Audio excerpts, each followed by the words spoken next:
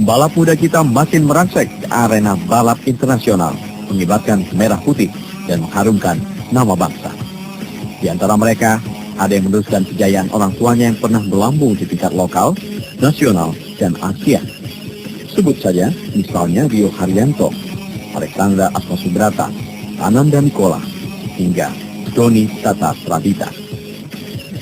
Meski belum berlaga di kasta tertinggi dunia balap semacam Formula 1, Touring Car, World Rally Championship atau Grand Prix Motor, Alexandra dan kawan-kawan layak dijuluki para pendekar muda kita di sirkuit.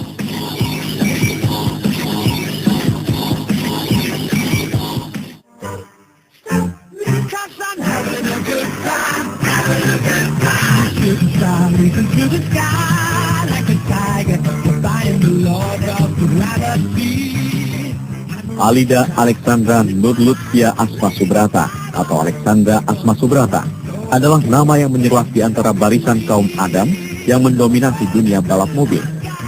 Andra, begitu dia dipanggil, adalah wanita pertama di tanah air yang merasakan bagaimana sulitnya menggeber mobil formula meski mesinnya hanya berkapasitas 2000 cc. Kiprah Alexandra yang berusia 24 tahunan terbilang mengkilap.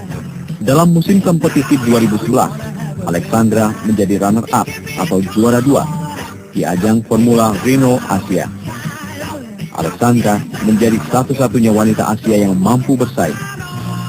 Poin yang dikumpulkan Alexandra hanya terpaut 27 poin di bawah pembalap Jepang Yuki Shiraishi.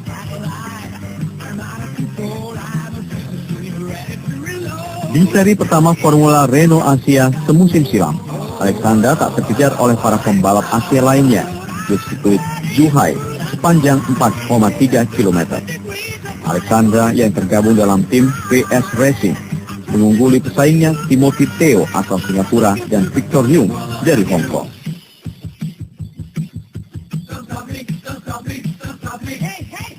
Andra melahap 10 putaran dengan catatan waktu 16 menit lebih 45 detik.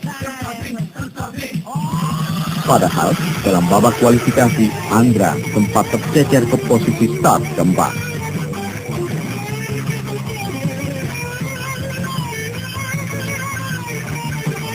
Dalam rangkaian balap berikutnya, jalan Alexandra tak mulus lagi. Di seri terakhir Formula Renault Asia misalnya, Alexandra hanya mampu finish di posisi kelima. Alhasil, mimpi Alexandra untuk jadi pembalap tercepat di ajang tadi mesti tertunda. Alexandra mesti puas hanya mendulang 2 trofi. Yang pertama, juara kedua kategori Asia. Berikutnya juara kedua kategori umum. Karena ajang tadi juga diikuti pembalap non-Asia, seperti dari Finlandia, Rusia, Spanyol, hingga Amerika Serikat. Berbekal catatan tadi, di musim balap Formula Renault Asia sekarang, Alexandra bertekad menjadi nomor 1.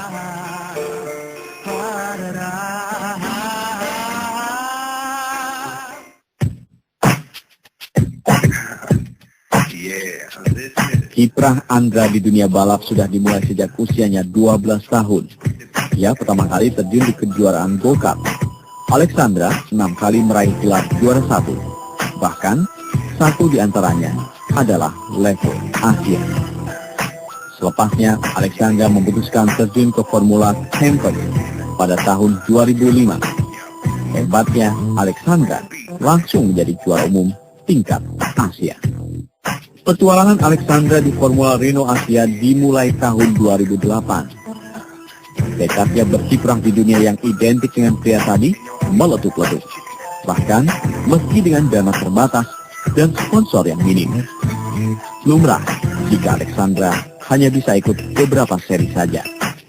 Meski begitu, ia sempat merasakan manisnya balapan di sirkuit Zhuhai, China.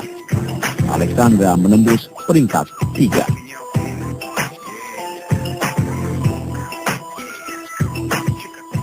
Dari qualifying di hari Sabtu, start di posisi ke-8, race pertamanya tetap di ke-8, nomor Asianya di posisi ke-4. Begitu juga di race keduanya di Formula Renault Asianya finish ke-4. kita udah nemuin beberapa kali setup buat dengan mobil yang baru ini, tapi cukup banyak juga yang kita dapat, yang saya dapat di sini. Tapi terakhir juga setup udah lumayan baik, dan bisa finish di posisi keempat buat kejuaraan Asianya. Alexandra mengaku sebelumnya tak berniat berkecimpung di dunia balap. Alasannya sederhana, karena otomotif identik dengan pria.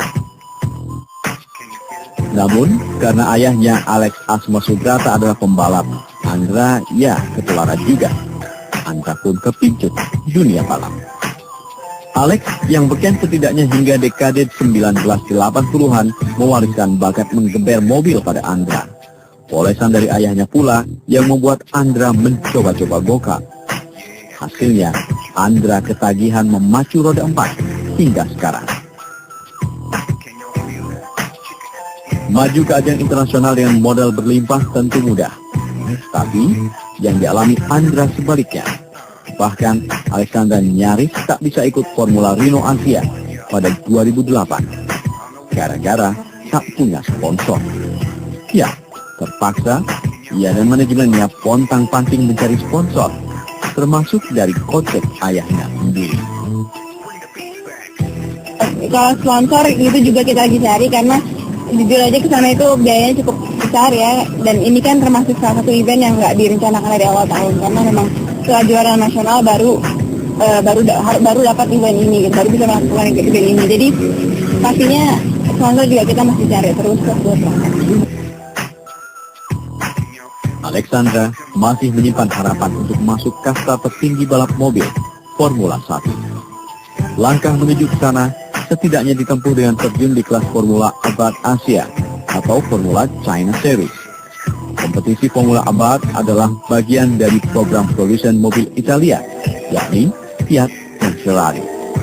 Selain mengejar ambisinya di dunia balap, Andra berusaha menyelesaikan kuliahnya di jurusan Komunikasi Universitas Paramadina Jakarta.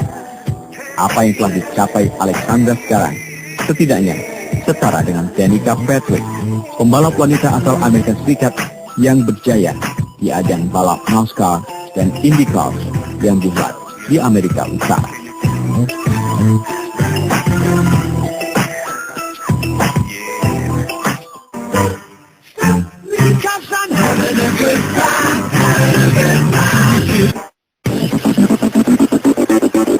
Di antara barisan pendekar sirkuit kita, Rio Haryanto adalah yang paling dekat dengan Formula 1, kasta tertinggi balapan mobil dunia. Rio yang lahir di Solo, Jawa Tengah, kini berkompetisi di ajang setingkat di bawah Formula 1, GP2. Rio berada di dalam tim Marussia Berlin yang bermarkas di Farnham, Inggris. Ia menjadi pembalap Indonesia kedua setelah Ananda Mikola yang berkompetisi di level yang sama.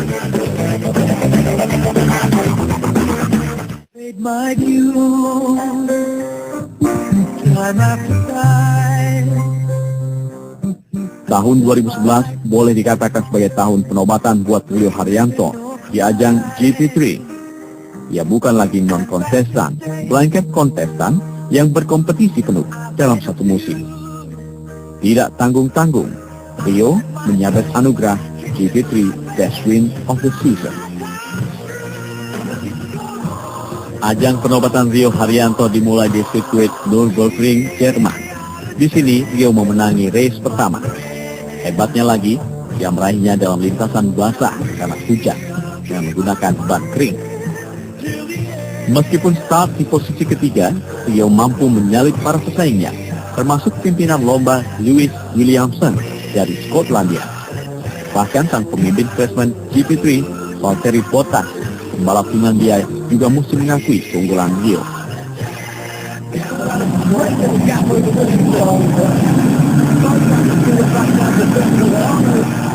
Rio Haryanto wins the maneuver in a poor condition, racing. They can't quite believe it. From third on the grid, Haryanto. Gamble. Saat menyentuh garis finish, Rio langsung disambut gembira timnya, Marussia Manor Racing. Indonesia kembali meraung di ajang bergengsi GP3. Sepekan berselang, Rio kembali memperlihatkan tajinya. Rio menang di sirkuit Hungaroring, Budapest, Hungaria. Dia menggapainya dengan cara yang sama, menang di atas trek basah. Bedanya, Rio meraihnya dalam sesi sprint race. Kemenangan di Hungaria bisa disebut lebih spektakuler karena Rio start dari posisi ke-11. Rio melahap 14 putaran dengan mulus, namun perlahan tapi pasti ia kemudian melewati para pesaingnya, meninggalkan Valtteri Bottas di posisi kedua, serta James Calado di posisi ketiga. Rio Haryanto finish di tempat pertama dengan catatan waktu 30 menit lebih 6 detik. Dan sekali lagi, Indonesia Raya berkumandang.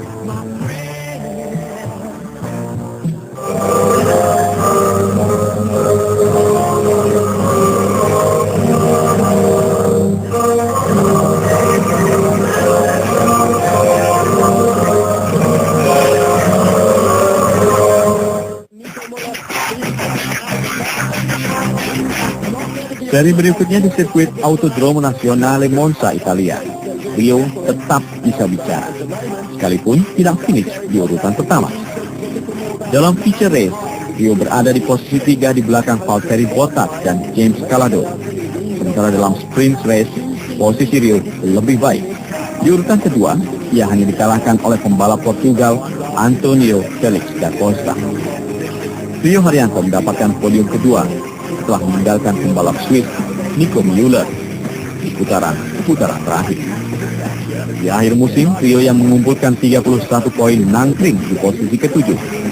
Prestasi fantastis mengingat usianya masih muda. Atas prestasinya tadi, perusahaan plat merah Pertamina tak sungkan menggerojok dana sebesar 4 juta euro atau 48,5 miliar rupiah untuk menyokong Rio. Ya, sebagai promosi ke ajang yang lebih tinggi, GP2, dan Rio mesti terbiasa dengan mesin mobil yang punya kekuatan 650 tenaga kuda.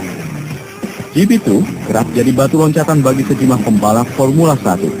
Sedikitnya 11 pembalap Formula 1 adalah alumnus GP2 yang bernama Formula 3000 Internasional pada tahun 2005. Di antaranya Lewis Hamilton, juara Formula 1 tahun 2008. Lalu Nico Rosberg, Timo Glock, serta Pastor Maldonado. Apakah Rio bakal mampu mengikuti jejak mereka? Kiprahnya di GP2 yang akan menentukan. Yang lain, jangan lupakan faktor fulus dan sponsor.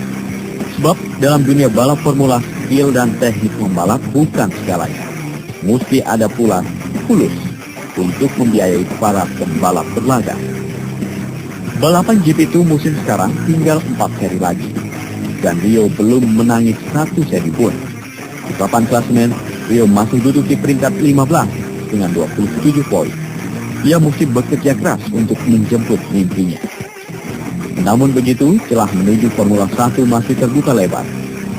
2 tahun lalu, saat masih 17 tahun, Rio Haryanto sudah mencicipi kencangnya Formula 1 lewat tim Virgin Racing di sirkuit Yas Marina, Abu Dhabi.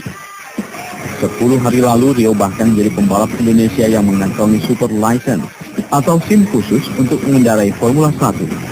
Saat tes, Rio harus mengendarai mobil Marussia F1 jauh 300 km dalam sebuah sirkuit. Dengan lisensi tadi, Rio Haryanto bisa saja terjun di sisa musim F1.